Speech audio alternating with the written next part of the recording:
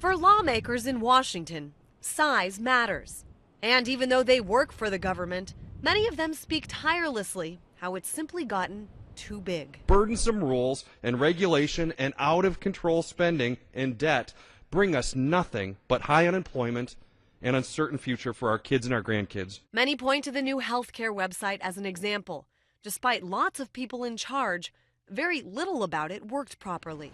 2013 also brought forth evidence of another government agency, the IRS, overstepping its authority by targeting political groups. These scandals are byproducts of government too big for its britches and proof that the IRS should not be given more power to manage our health care. But it turns out it's not just talking points in Washington.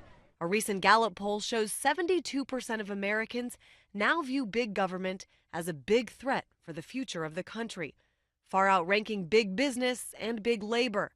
And notice the word threat, not concern or worry. It's involved in state affairs, it's involved in our personal lives, in some ways more than it ever has before. Derek Khanna is a technology policy expert and says Edward Snowden's revelations last year demonstrated to the American public a true threat of a government gone wild. The idea of a secret court authorizing a secret order that has a secret warrant, but the warrant includes 350 million Americans and all their personal conduct, directly is an affront to the Fourth Amendment. The question of the threat of big government is one that's been asked of the American people year after year.